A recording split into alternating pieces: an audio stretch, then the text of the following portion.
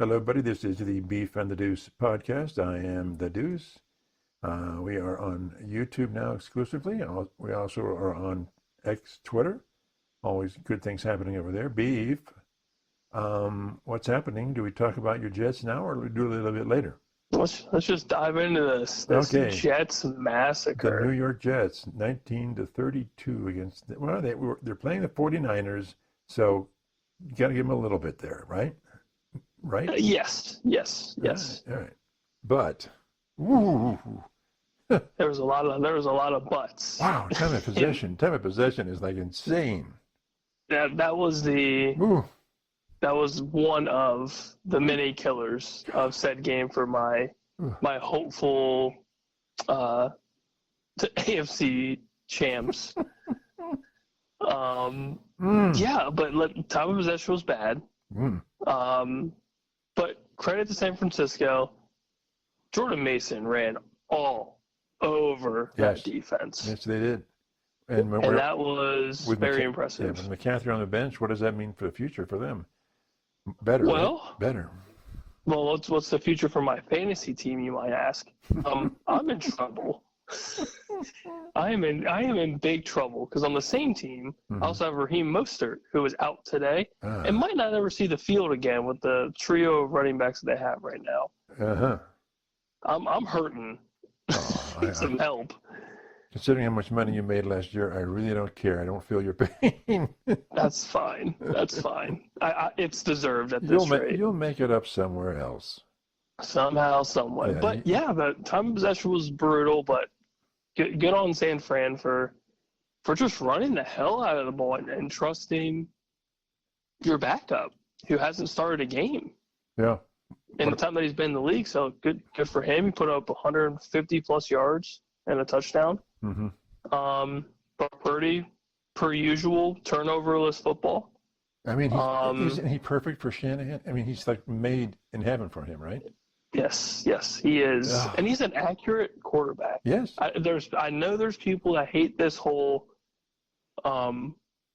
system quarterback, but at this point, who gives a crap? Right. Like, this dude is plug and play in this system and went to a Super Bowl. Yeah. Ask Terry Bradshaw about system quarterbacks. He won 4 Super Bowls. Yeah. Brock Purdy is on the verge of possibly winning one very soon. Yeah. Especially if McCaffrey gets rid of this, if ever, this Achilles tendonitis, which sounds extremely painful. But yeah, turnoverless football. Debo had himself a game. Jordan Mason had himself a game. Their defense played lights out. What about Rodgers? I don't think Rodgers played all that bad. I didn't think so either. I thought the game plan that they had set up was smart. Quick passes. Yeah. Because the O-line's still new. So you still have to work on this synergy and everything's new. Yeah. So, of course, week 1, and you play the Niners, that's tough. Yeah. That is brutal. Yeah. However. But it's still the NFL. You are still Aaron Rodgers, and there is an expectation amongst the fans and the entire franchise. Like, we want to win, and we want to win now. Right. Which I don't blame anybody for thinking that. You went out and got Rodgers for a reason. Right. But I thought Breece Hall looked fine. Garrett Wilson had a first quarter to remember, and then everything just kind of went to crap. Okay. But I think that, they have to get better, but I think they will. They play, I believe it's Tennessee this week. Right. So that's a nice little right game for them that they should win. Yeah. But yeah, I thought overall for the first game Aaron Rodgers has played in over a year, a full game in well over a year, I thought he looked fine. He moved around. I thought his release was great. He was moving around just fine. On the Pat McAfee show, I think it was Tuesday or Wednesday, he said he felt fine.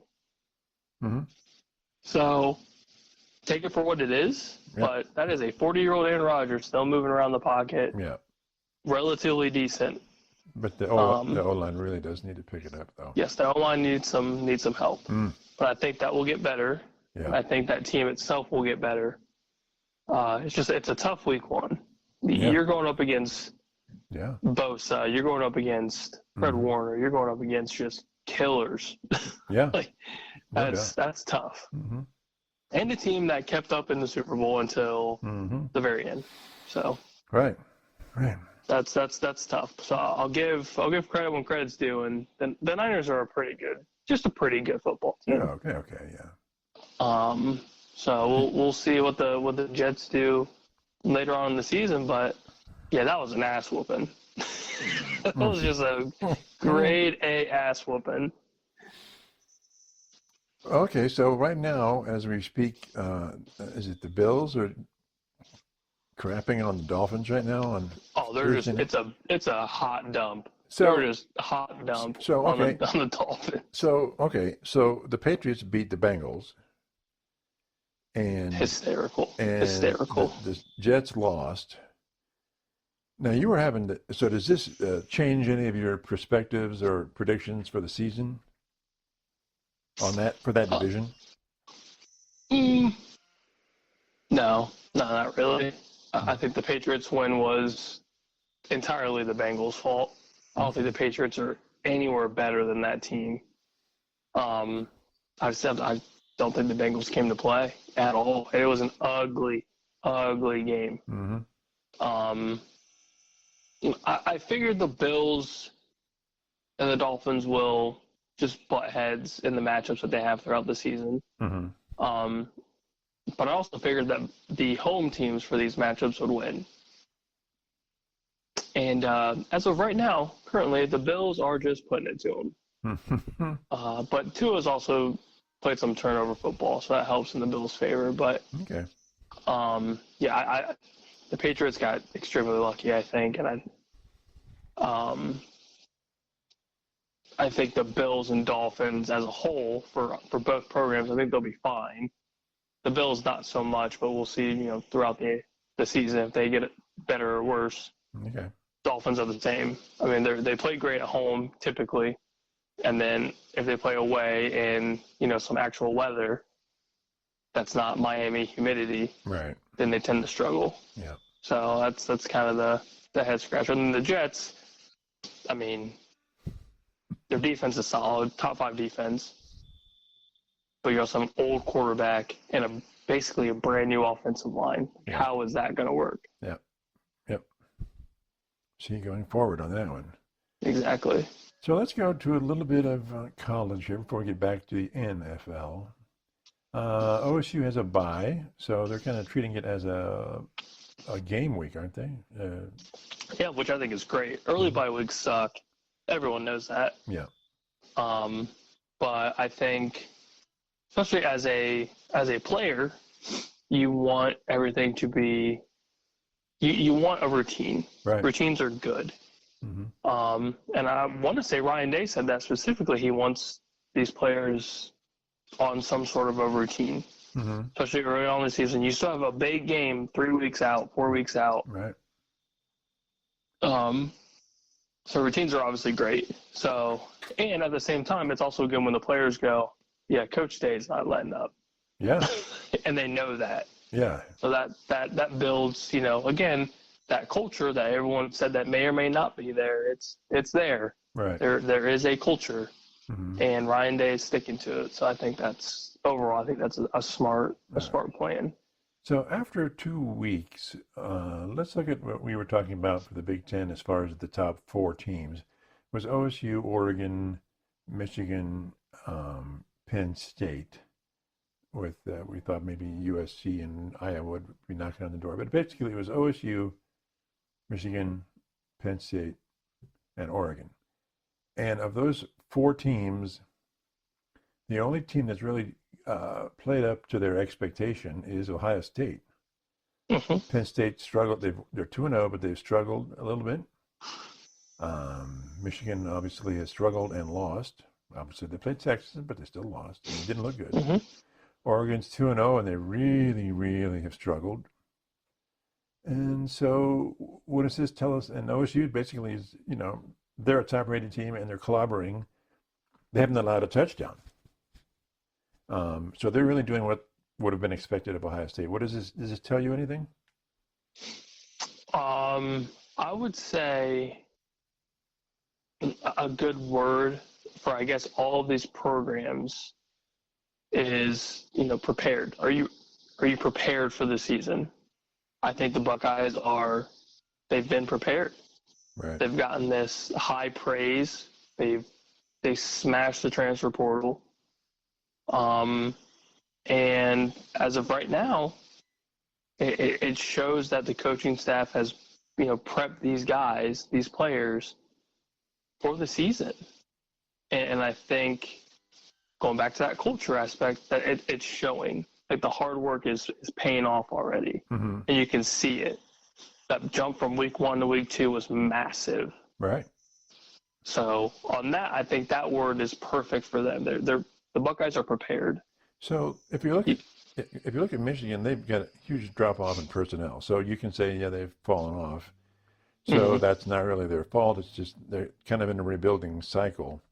Yep, you got a new coach or newer head coach. Yeah. Coach on the staff, but a newer head coach. Yeah. But what about Oregon? Oregon has, everyone said going in, they were the top 3, top 4 team in the nation. All the personnel they could possibly want. Everything's looking great, and they've really struggled. So, against teams, could it be that Dylan Gabriel isn't as good as people thought?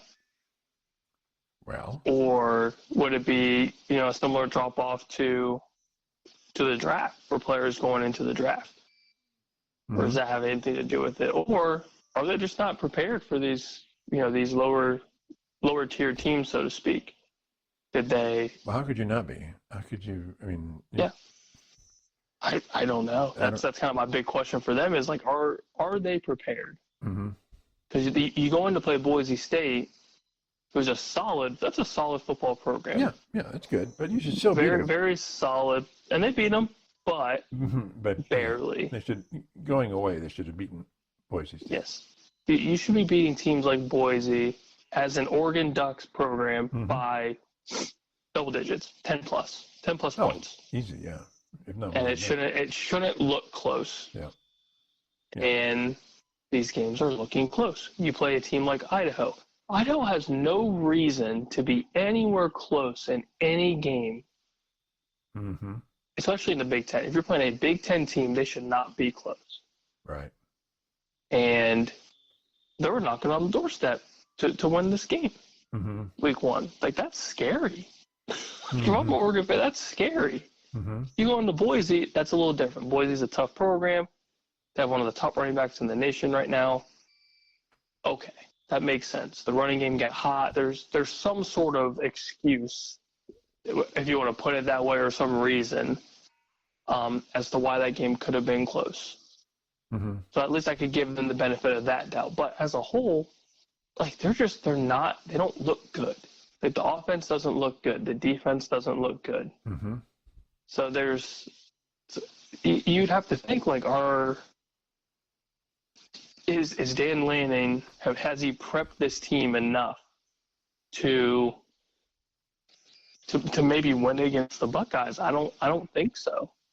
I don't know if that team is ready for a very, very high quality top tier matchup on the biggest stage of college football. What, 2 more weeks? Basically, or 3? I think 3 more weeks. 3 weeks, yeah. Okay. 3 more total weeks, 2 more like game weeks for them. Yeah.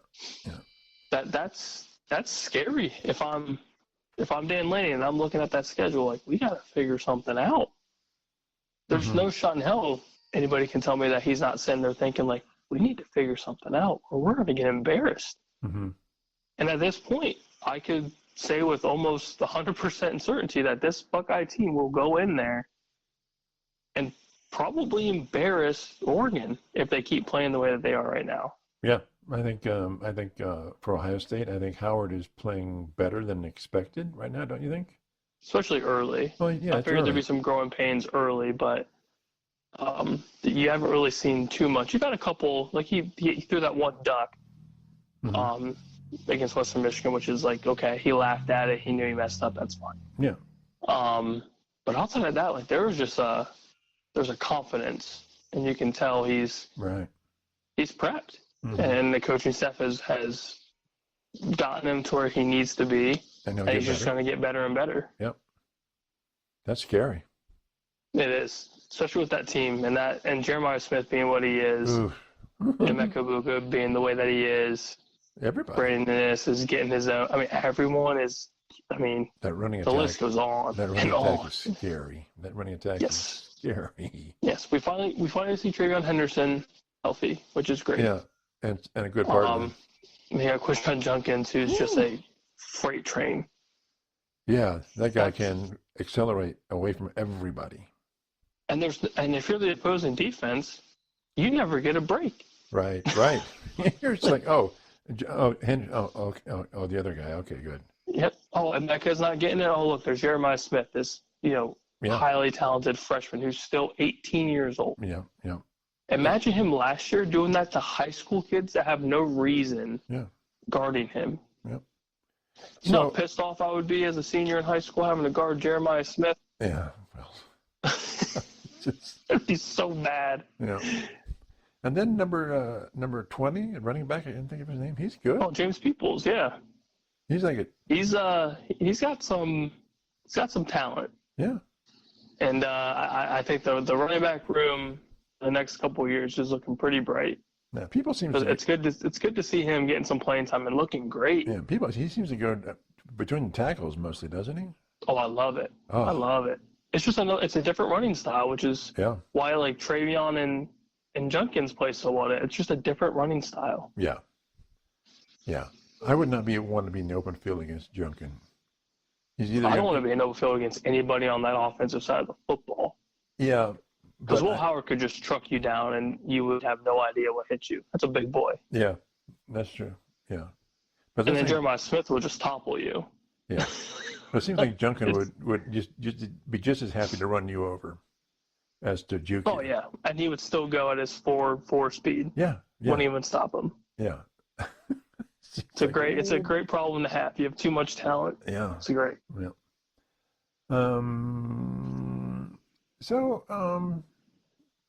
I got my Old Miss, Missouri's coming up. And we were talking earlier about Wisconsin upsetting Alabama, and it's a nice dream, but unfortunately, I just don't think the horses are there as much as I'd like it. Yeah, I don't. Bama's just a beast. It's just a whole other beast. Yep. But we've also seen some pretty crazy football games in the first couple weeks. Yes, we just talked about Idaho almost beating Oregon. Mm-hmm. Boise State almost upsetting Oregon. Mm-hmm. Northern Illinois just beat Notre Dame in South Bend. Mm-hmm. That's not supposed to happen. Mm-hmm. So if I'm Wisconsin, if I'm old Ficky boy, I'm saying, and it sounds so cliche, why not us? Yeah. Why not us? They've got talent. I mean, it's a Big Ten program. It's a fickle recruited program. Yeah. Why couldn't they do it? I'd love to see them play Nebraska though. I think Nebraska could play them straight up anyway. I think so. I think it'd be interesting. Mm. But I think it's a big noon kickoff. Mm-hmm. And again, we've seen crazier things. I don't think it'll happen. But I would love to see it. I would love to see some chaos. I know I love my chaos. So do you think, though, we'll know by halftime what's going to happen with this game? I think you'll know by the end of the first quarter. Okay. I was trying to be more generous. I think depending on how Jalen Milroe looks initially, and how their running game is going to look, I think that will set the tone. If it's a kind of a ground and pound, super ugly game, that's how Wisconsin wins. Yeah. Oh, yeah. If it's an ugly, just, you want to throw up in your mouth while you're watching, just piss poor football, Wisconsin will win that game. But if Jalen's slinging the rock like he has been, and that deep ball's working, Wisconsin's in trouble. Yeah. Yeah, yeah, yeah. Okay. I have my three upsets of the week. Take them. Put them on your sports book. Yeah, yeah. Oh, make a Take it. parlay. Yeah, put them in a bar and then dump them in the God. river. Yes. I've got Arkansas State beating Michigan. I got Purdue beating Notre Dame. That's my best bet. And then Oregon State beating Oregon. I think the best odds are Purdue beating Notre Dame. I think that's not far fetched. I just think you had a couple Bush Peachy boys a little early this morning thinking about your upsets of the week. You start tailgating on Thursday, life is good. Oh my goodness! Just for everyone's ears to hear this, Uh-huh. I did not set you up for any of this. That's right. This is all you. It's all me. God, you're just sick. And if any one of these happens, what are you going to do? I'm quitting. Just quitting. It's over. Oh man, See, I think the Arkansas State one's very far fetched. Okay. That is. Yeah. Okay. Boy. You don't think Purdue has a shot at beating Notre Dame? I think Purdue is just dog water. I think they're terrible. Okay. But we've also seen some teams travel into good old Purdue land. Yeah. And lose. I.e., our Buckeyes. Yeah. Well, yeah. But again, crazy things have happened, and Notre Dame looked pretty bad last week. Yeah. How do they bounce back in an away game that Purdue's had some good history with for teams coming in the top 25 coming into Purdue?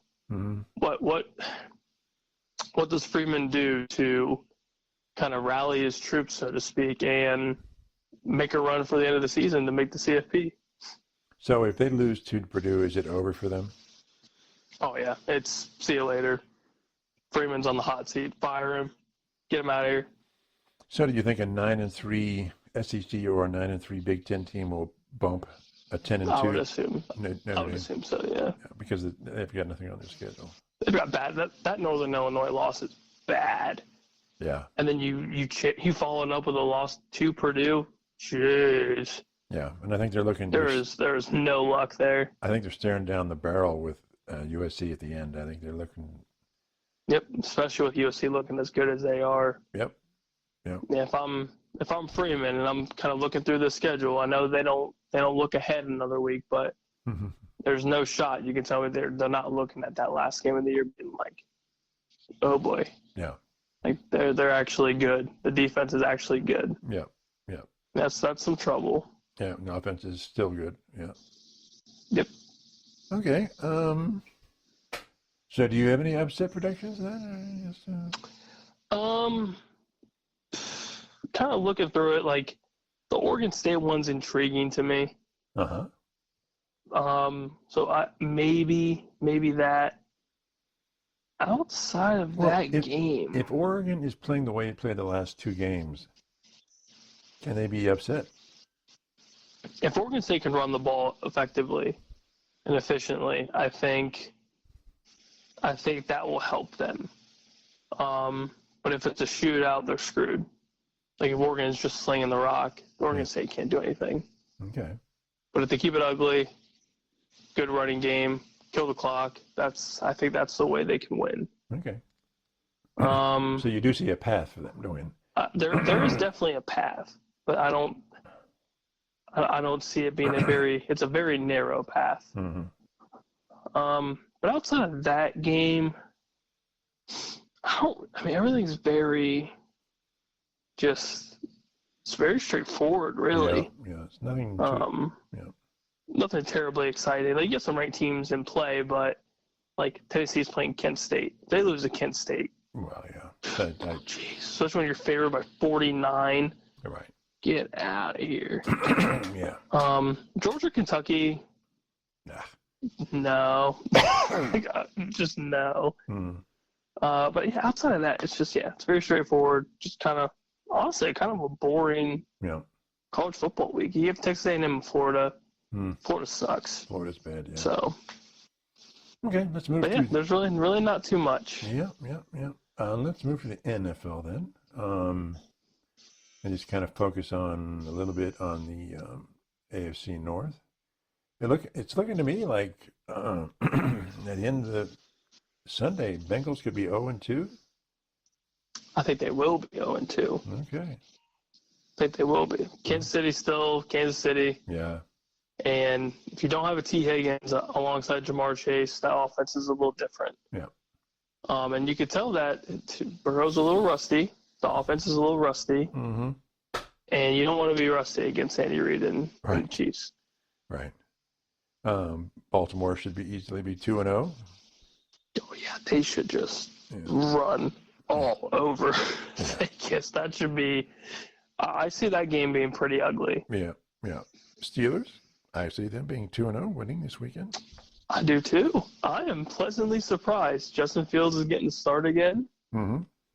And they've got a great field goal kicker. The defense is looking good. They've got a great field goal kicker. Oh, yeah. Boswell's great. He's been great forever. Yeah. But I liked what I saw with Pittsburgh last week.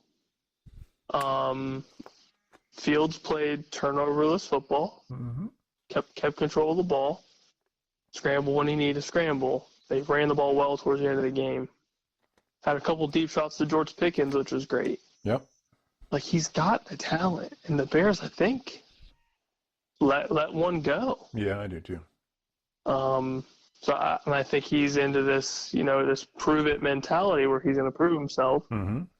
And I think obviously it benefits Pittsburgh. It benefits Fields. And I think the offense has benefited from his skill set too, that dual threat that they've never had. Right. And you see it in the running game. Najee Harris ran the ball well. Yeah. The deep ball looked good to Pickens. I mean, and then obviously that Pittsburgh defense that we've known for ever to be pretty solid. Mm-hmm. Watt's a freak. He's just a freak. Yeah. But yeah, and Denver's also just bad, so that helps. Right. But yeah, I see Pittsburgh being 2-0. And my Brownies, they could easily be 0-2. Yep, I'm going to say 0-2 because Deshaun Watson is who we thought Deshaun Watson would be, and that's bad. But the Jags last week did not look good. No, they looked rusty. They looked very boring. But I think it's a get-right game for them. It's a home field advantage game for them. Yeah. Cleveland secondary kind of got embarrassed. Yes, they did. But by my boys. But I also kind of think that this now, I don't even know if you would consider it new news. This Deshaun off the field stuff again is back at it. Yep. Like, how does that distract everybody, not just Deshaun? Like, it's getting to a point where it's just like, what the hell? What is happening? Yeah. I do think for the Cleveland to be competitive, they've got to up their offensive line and their tackles. My gosh, they've got to. Yes, your line's bad right now. But, I mean, they were up against Micah, and, the Dallas line just gave Watson no time. It was terrible. You just need to call Joe Flacco. Put him on your speed dial. Call Joe Flacco. Tell him you miss him. You want him back. Yeah. Amari Cooper wants him back too. We all know it. Yeah, I agree. It's bad, but that line needs to get healthy. Deshaun needs to leave. Chubb needs to come back, and you need Flacco. You need a lot. That's a lot. But the team last year had 5 quarterbacks, so maybe that's part of their deal. But you had Joe Flacco, your Lord and Savior, Joe Flacco. You had my guy, Joe Flacco. That's right. Never looked better in a Browns uniform, I'll tell you that right now. He's a handsome devil, I tell you. And I tell you, striking figure. So, and I think your boys will easily be 2-0 after this week. I hope so. Home field advantage against the Saints. Saints put up some points. They did, but Carolina, as you and I both know, are very bad. Yeah. That's a very, very bad football team. What do you think the future is of the quarterback? Bryce Young is just trash. Again, is it the terrible team he looks trash, or is it just he's trash? I think he was just a quarterback that was good in college. Mm-hmm. That's not going to translate well in the NFL. Mm-hmm. It's always good to know too when your second year quarterback throws an interception on his first play. That's always promising.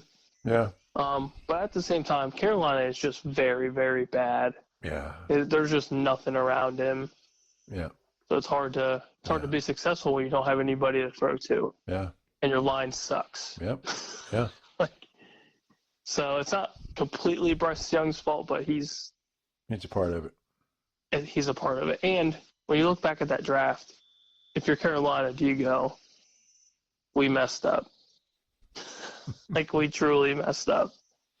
You had a chance to CJ. Yeah. You didn't take him. And now look what CJ's doing in Houston. Hmm.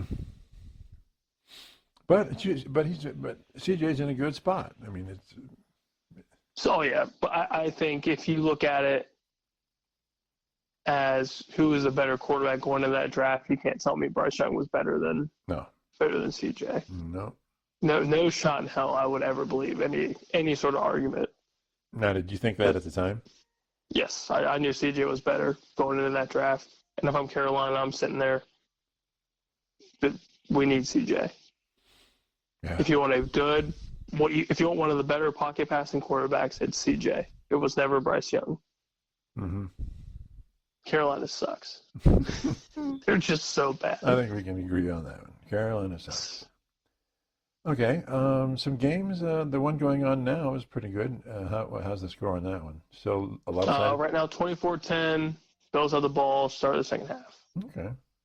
So it's Bills are looking good. Yep. Bills are looking really good, and Miami outside of their first scoring drive, it's just kind of flat. Yeah. And the defense for Buffalo stepped up. So we'll see how the second half goes, but Buffalo is driving down the field as we speak, so we'll see. Yep. Another game I think this weekend be pretty good is Tampa Bay and Detroit.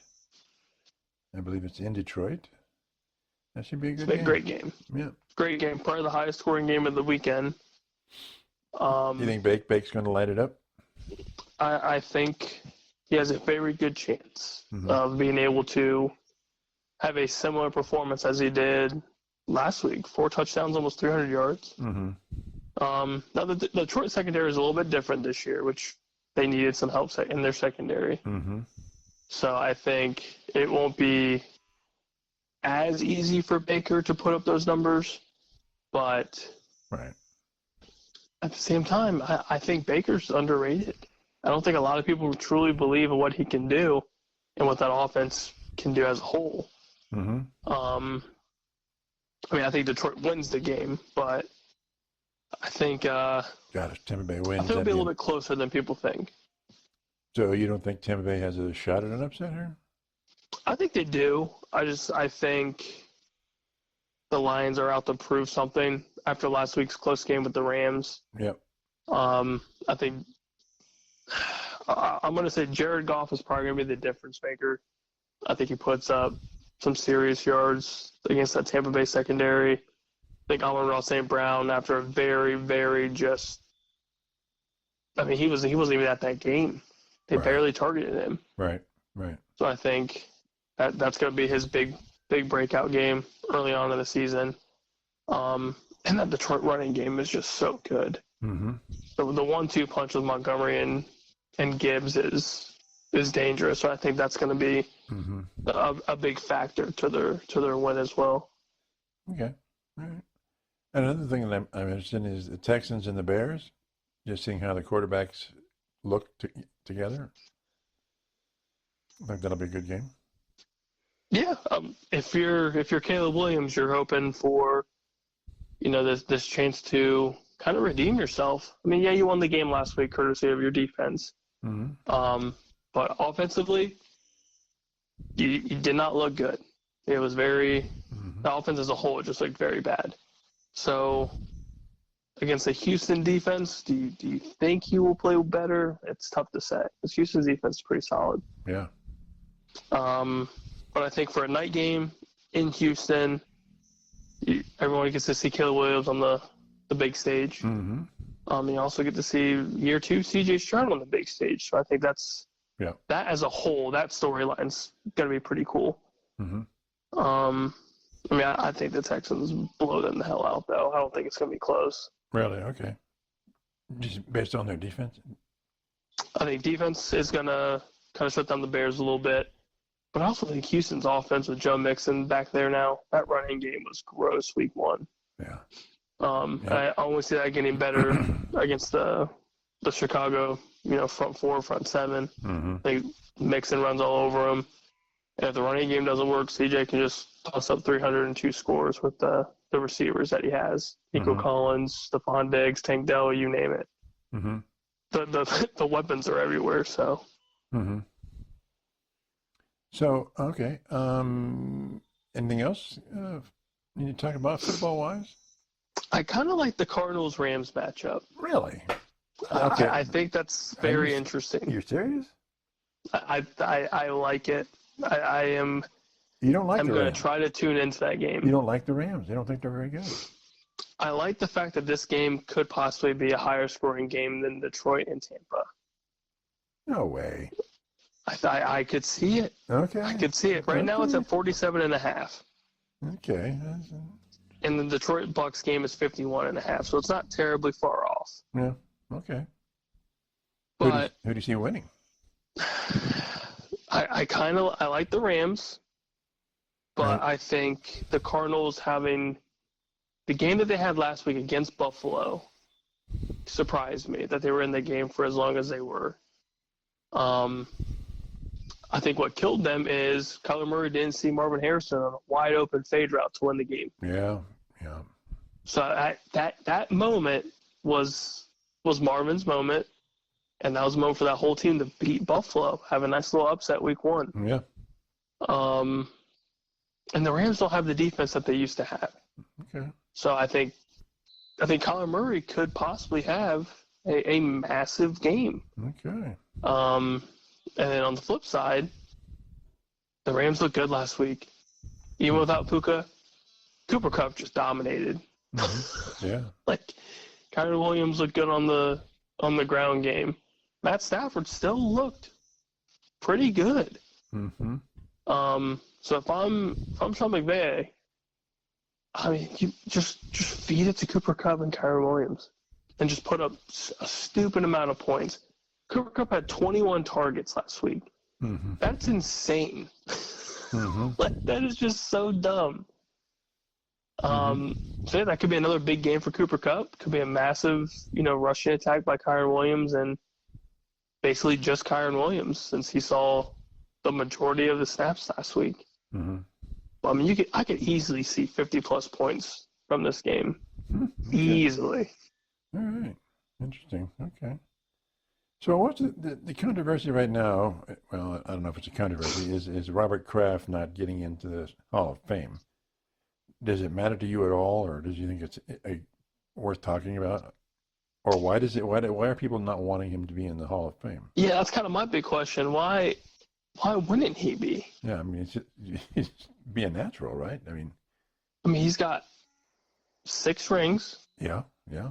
Had one of the most memorable dynasties in NFL history. Yeah, yeah. If not the, yeah. I mean, that alone is as impressive as can be. Yeah, that helps your cause. Yeah. Now you had one of the best head coaches in NFL history. Yeah. Under you for however long. Quarterback, of course. Yeah, one of the best quarterback in NFL history. Yeah. Yeah. That you drafted. Right. Yeah. So the list just goes on and on and on and on. So, but are people? It's like he's going to get in at some point, but he might not be around when he gets in. I wonder if any of the off-field stuff, Deflategate, I wonder if that has anything to do with some of his legacy. It's not supposed to. As I say, it shouldn't. Shouldn't, but we know how it does. Yes. Just ask Pete Rose. Yes. So I wonder if that has anything to do with It must. the head The scratchers. animosity toward him about it. Yeah. But I would say it's a no doubter. I mean, first ballot almost easily. Yeah. Well, I hope so. He deserves it. It's interesting. I did not know that. That is very strange. Yeah. Odd. Okay. Well, that's it. Again, Buckeyes are on the bye this weekend. So we'll talk to everybody soon. Bye.